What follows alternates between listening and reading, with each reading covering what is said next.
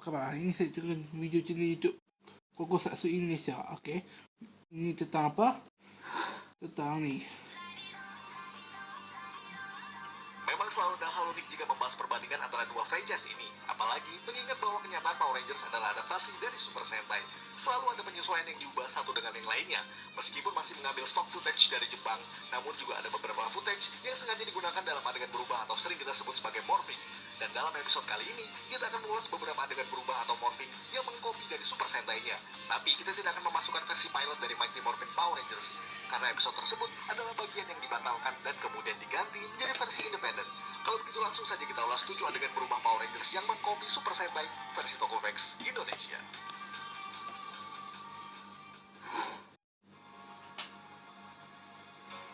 Power Rangers Zeo. Power Rangers Zeo pada dasarnya masih menggunakan footage adegan untuk bagian morphing atau berubahnya. Seperti yang kita lihat di versi Chouriki Sentai of Ranger, adegan henshinnya cukup simpel namun unik, yakni tubuh para Rangers akan dilapisi oleh semacam jaring elektrik atau apapun sebutannya, sebelum akhirnya kostum Ranger akan terbentuk secara sempurna dari bawah sampai atas. Adegan itu juga dipakai di Power Rangers Zeo yang footage-nya diedit sedemikian rupa, ditambah background yang bersinar di belakang para Rangers ketika sedang melakukan morphing. Saat sudah berwujud Ranger secara sempurna, nah di bagian tersebutlah yang merupakan footage dari Ranger. Satu-satunya yang tidak menggunakan footage Jepang adalah adegan berubahnya Jason ke wujud Gold Ranger, karena sejatinya Gold Ranger dan King Ranger memiliki alat pengubah yang berbeda. Namun footage berubahnya Ricky tetap dipakai ketika kekuatan Gold Ranger masih dipegang oleh Trey the Triforia.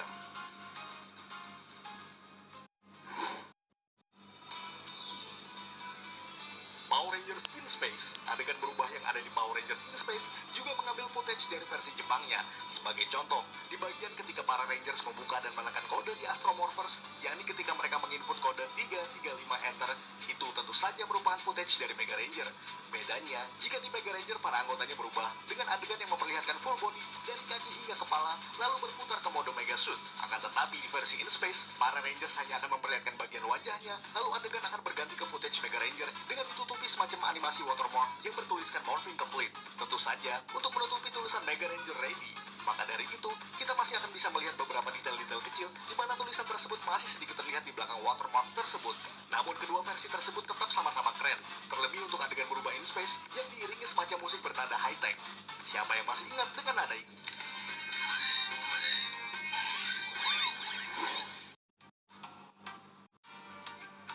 Power Rangers Lost Galaxy. Mungkin banyak yang heran mengapa Lost Galaxy dimasukkan ke dalam list kali ini. Karena barangkali sepengetahuan teman-teman, adegan berubah untuk season ini sangat berbeda dengan yang ada di versi Gingaman.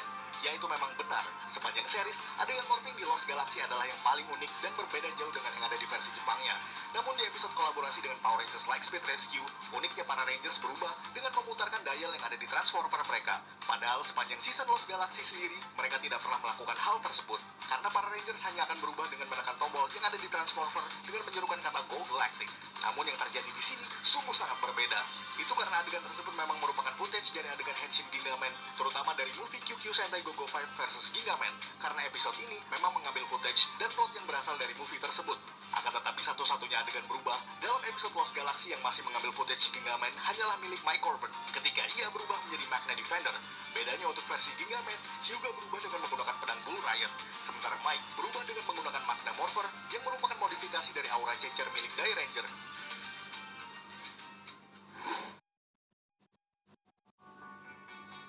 Power Rangers Mystic Force. Kalau di season ini, adegan morphing yang diambil dari versi Jepang memang termasuk yang cukup sedikit. Contohnya, ada adegan ketika Magifon diangkat dan membuka langit untuk memanggil para Tenku Seija. Karena pada konsepnya, para Magi Ranger meminjam kekuatan dari para Sen penghuni Magitopia tersebut. Sama seperti yang ada di Mystic Force, adegan saat Kai dan para Magi Ranger lainnya mengangkat Magifon tetap dipakai dalam season ini. Akan tetapi, setelah itu background yang digunakan dan lain-lain tetaplah bagian independen dari Mystic Force sendiri. Walaupun pose saat mereka berubah masih disamakan dengan Magi Ranger. Untuk bagian adegan Dejeron sang Solaris Knight juga masih mengkopi adegan dari Magi Shine, di mana mereka akan berubah ke wujud Sainnya terlebih dahulu sebelum satu persatu armor Rangernya terbentuk. Mungkin dari semua adegan morphing yang ada di Mystic Force, Solaris Knight lah yang paling banyak mengambil adegan dari versi Jepangnya. Namun semua dirasa sangat masuk akal, karena baik Dejeron maupun Hikaru sang Magi Shine sama-sama memiliki konsep serupa, yakni Saint yang mengambil wujud manusia.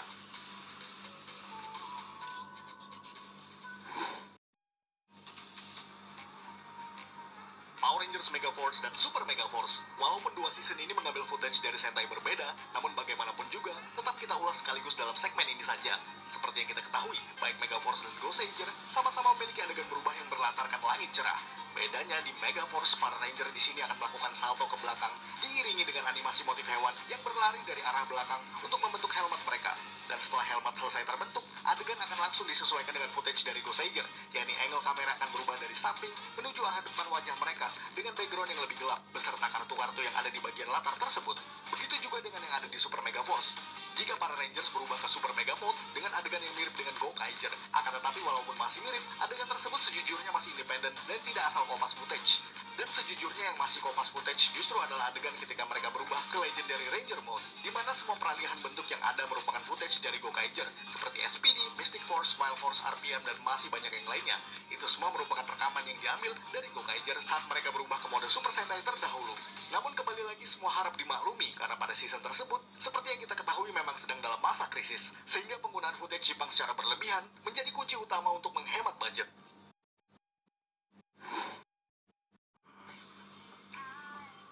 Power Rangers Dino Charge. Pada dasarnya adegan berubah Dino Charge adalah adegan yang di-shoot secara independen dan bukan hasil editan dari Kyoryuger. Akan tetapi antara kedua series tersebut memiliki kemiripan yang cukup banyak, di mana para Rangers akan berdiri di lantai yang bergambar motif dinosaurus tiap-tiap Ranger sebelum melesatkan tembakan ke arah atas. Lalu kepala dinosaurus tersebut akan berputar mengelilingi para Ranger sebelum berlabuh membentuk gerakan seolah memakan mereka dari belakang.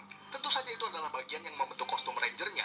Meskipun bukan merupakan editan dari footage Kyoryuger, namun adegan itu masih disesuaikan dengan versi Jepangnya tersebut. Satu-satunya adegan yang membedakan adalah bagian dance Kyoryuger yang diganti dengan pose sederhana, di mana Tyler dan kawan-kawan akan berputar lalu memasukkan Dino Charger ke Dino Charge Morpher mereka setiap kali akan berubah.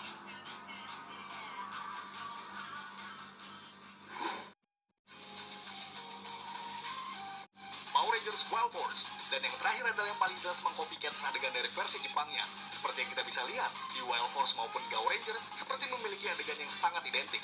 Dan beginilah contohnya, Giffon atau dalam versi Wild Force disebut Growlphone akan melayang dalam sebuah lorong energi berwarna hijau. Lalu handphone tersebut akan membentuk wujud hewan yang kemudian berubah lagi ke wujud humanoid sembari membentuk pose seperti para Rangers tanpa helmet. Dan di bagian itu kita akan bisa melihat kesamaan identik dengan versi Gao Ranger, karena di Power Rangers Wild Force mereka hanya mengganti bagian kepala para aktor Gao Ranger menjadi versi Amerikanya.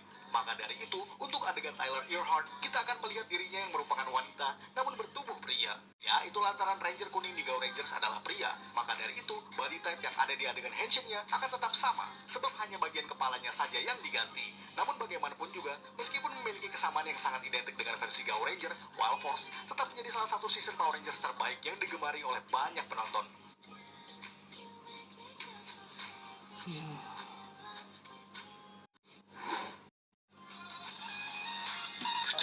Itu saja yang saya tunjuk. Ya, itu saja. Assalamualaikum warahmatullahi wabarakatuh. Jangan lupa tekan subscribe atau like kalau suka video ini. Jangan lupa tekan subscribe atau like juga. Yang jangan lupa share ya. Yang juga jangan lupa kalau tak suka sila komen saja. Okay, bye.